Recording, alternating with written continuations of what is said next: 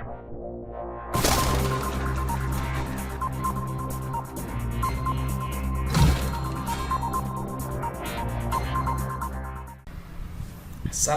warahmatullahi wabarakatuh. Salam sehat dan salam semangat. Salam sejahtera bagi kita semua. Anak-anakku yang hebat, bagaimana kabar kalian hari ini? Pak doakan semoga kalian dalam keadaan sehat walafiat. Tetap semangat dalam belajar ya. Dan jangan lupa untuk selalu menjaga kesehatan. Anak-anakku yang hebat, hari ini kita akan belajar pada tema 8, Praja Muda Karana, subtema 4, Aku Suka Berkarya, pembelajaran 1. Nah, pada pembelajaran 1 kita akan belajar tentang menjelaskan arah mata angin berkaitan dengan denah, kemudian menafsirkan data yang disajikan dalam bentuk diagram batang, lalu kita juga belajar tentang membuat maket. Nah, di pembelajaran pertama mari kita sama-sama belajar. Simak baik-baik apa yang Pak Guru bacakan. Nah, pada buku kalian halaman 161, silakan kalian perhatikan gambar yang ada pada buku tersebut. Anggota pramuka rajin bekerja dan suka berkarya. Mereka selalu berlatih dengan semangat. Mereka juga berlatih agar memiliki banyak keterampilan. Berkarya berarti melakukan kegiatan yang menghasilkan karya. Contoh hasil karya adalah menulis sastra, menggambar, serta menghias. Nah, berkarya juga berarti melakukan kegiatan yang bermanfaat bagi orang lain. Membuat denah termasuk berkarya. Ada berbagai macam denah. Ada denah sekolah, ada denah kelas. Nah, untuk membuat denah, kita juga harus mempelajari arah mata angin. Nah, mari berlatih membuat karya keterampilan. Karya keterampilan membuat model sekolah sambil mempelajari arah mata angin. Nah, anak-anakku yang hebat, perhatikan pada halaman berikutnya. Udin dan teman-teman sedang berlatih membaca denah. Udin dan teman-teman melakukan perjalanan membawa denah. Denah dilengkapi dengan tanda arah. Denah bermanfaat untuk membantu menemukan suatu lokasi yang dimaksud. Apakah kamu mengetahui arti denah dan arah mata angin? Yuk kita cari tahu bersama-sama. Bacalah informasi berikut untuk mengetahui maksud denah dan arah mata angin. Arah mata angin dan denah. Denah adalah gambar yang menunjukkan lokasi suatu tempat. Denah berupa gambar yang menunjukkan bagian dari suatu tempat. Gambar berikut ini merupakan contoh denah. Nah, pada buku kalian halaman 163 ada contoh denah.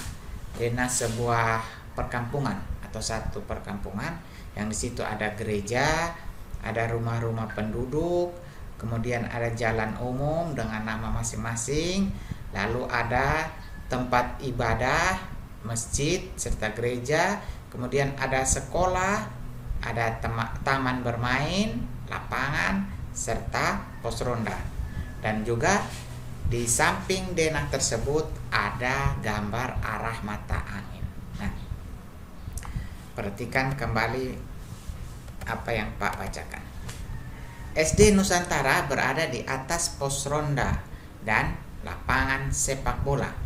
Berseberangan dengan SD Nusantara ada beberapa rumah penduduk.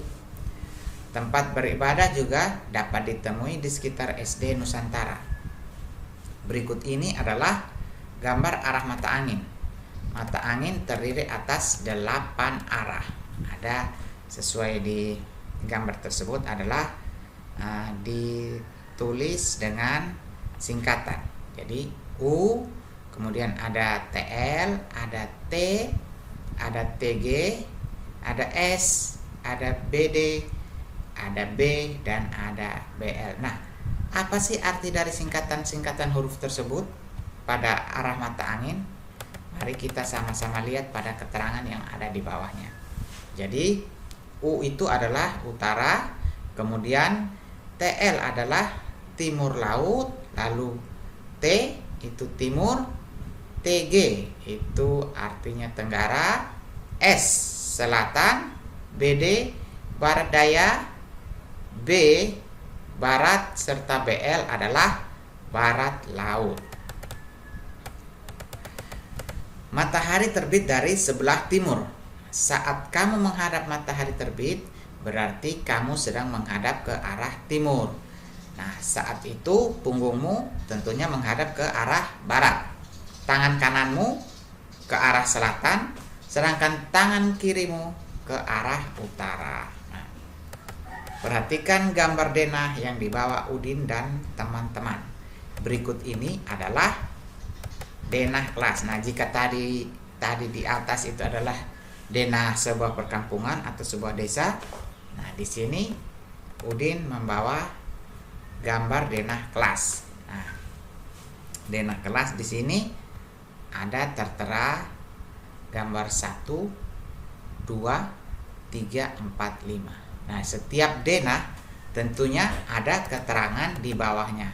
Bergunanya untuk kita dapat mengetahui maksud dari gambar denah tersebut. Nah, di sini kita lihat semua gambar yang sama dengan nomor 1 itu adalah peserta didik. Lalu gambar yang sama dengan nomor 2 itu adalah kursi peserta didik.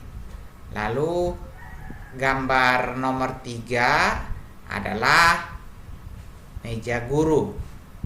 Gambar nomor 4 adalah kursi guru.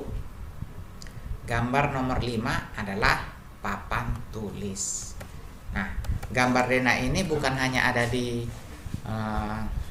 sebuah perkampungan atau denah kelas, tetapi kalian juga dapat melihat denah ini jika kalian bepergian menggunakan kapal atau pesawat.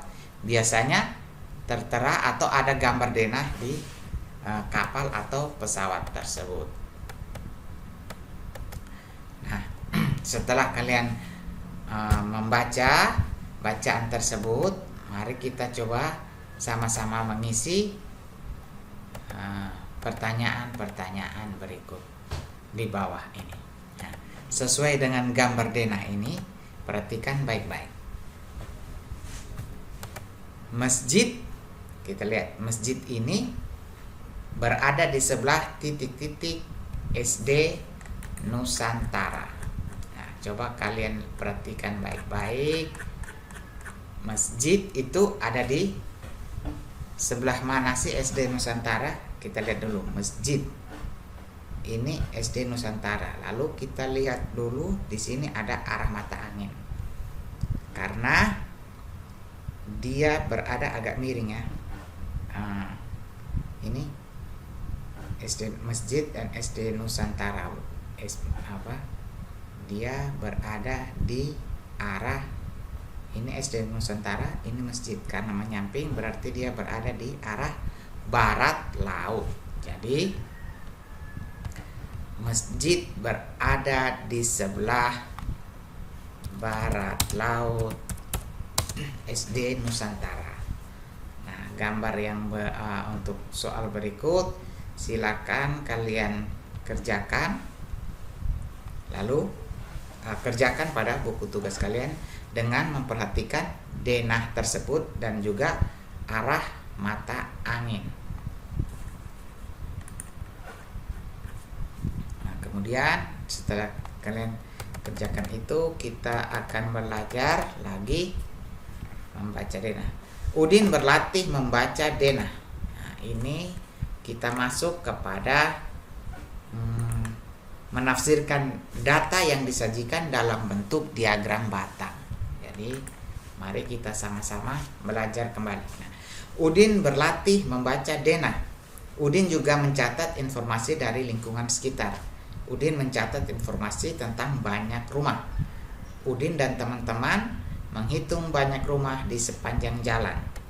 Nah, berikut ini laporan Udin mengenai banyak rumah di sepanjang jalan yang dilewati. Mereka melewati 4 jalan, yaitu Jalan Mawar, Jalan Anggrek, Jalan Kamboja, dan Jalan Lili. Nama-nama jalan tersebut ditandai dengan warna yang berbeda-beda. Nah, kita lihat banyaknya rumah di Jalan Mawar sesuai dengan warna ini adalah ya 35, karena dia berada di antara 30 dan 40, berarti dia 35. Kemudian yang berwarna merah atau di Jalan Anggrek sebanyak 45 rumah. Lalu kita lihat lagi di Jalan Kamboja atau yang berwarna hijau, dia sebanyak 50 rumah. Kemudian di Jalan Lili atau yang berwarna ungu, dia berjumlah 60 rumah. Nah, dari diagram batang itu marilah kita menjawab pertanyaan berikut. Nah, sesuai dengan diagram batang, di manakah tempat yang memiliki rumah paling banyak? Nah, tentunya yang memiliki rumah paling banyak kita lihat di sini adalah yang berjumlah 60 rumah. Tepatnya ada di Jalan Lili. Ya, jadi rumah yang paling banyak di Jalan Lili. Kemudian nomor 2, di manakah tempat yang memiliki rumah paling sedikit? Nah, kita lihat lagi, rumah yang paling sedikit ada di Jalan Mawar. Jalan Mawar.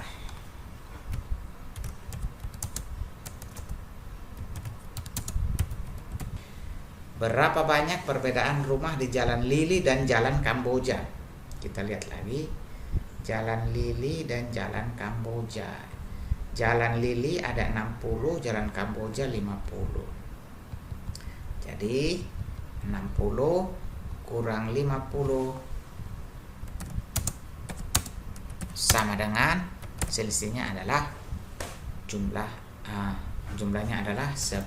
Selisihnya sama dengan 10 rumah. Nah, berapa banyak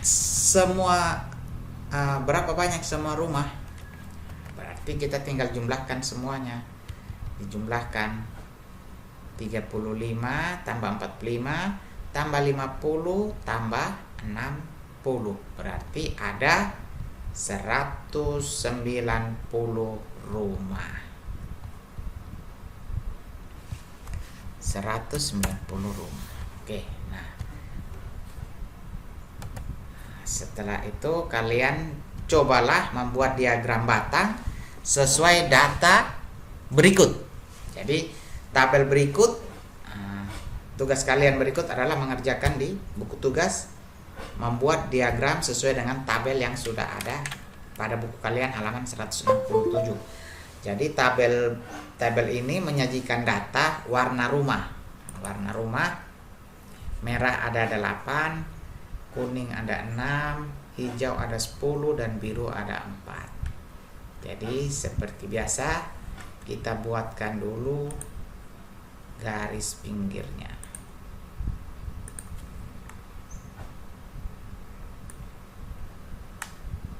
Ya.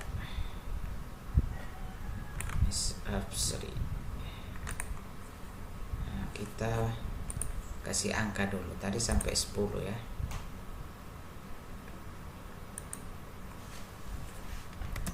10, 9, 8, 7, 6, 5, 4, 3, 2, 1. Oke. Setelah itu kita buat garis bawahnya lagi.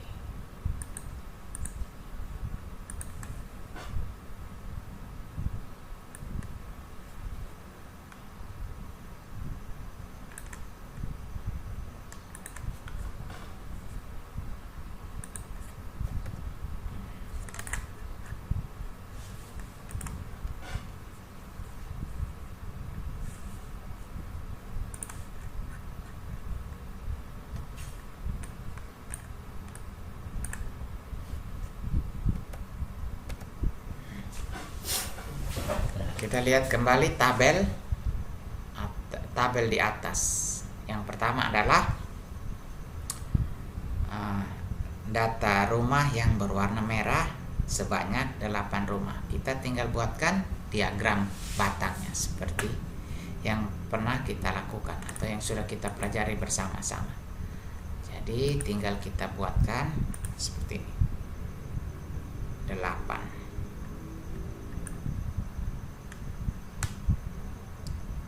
Ya, 8 yang berwarna merah.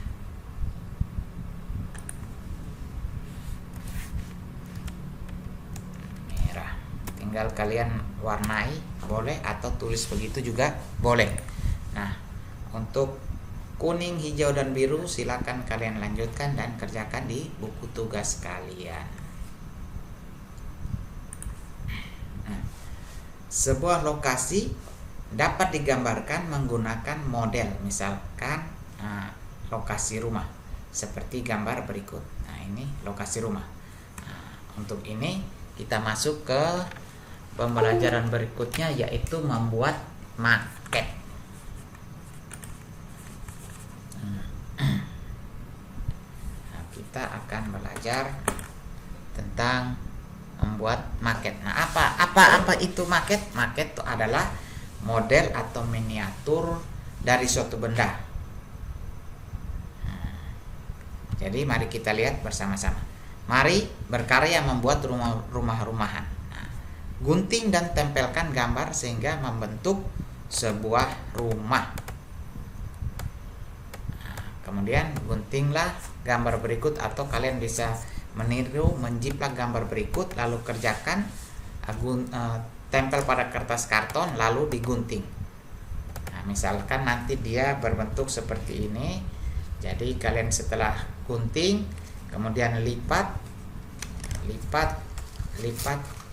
kemudian dilem. Kalau ini adalah maket bangun persegi panjang atau balok. Nah, kalian dapat mengerjakan tugas ini di rumah dengan bantuan dari orang tua berdasarkan panduan di halaman 169.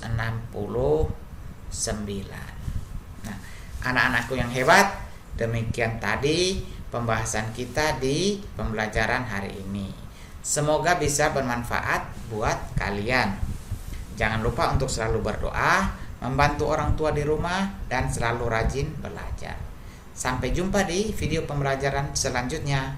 Salam sehat, salam semangat, dan terima kasih.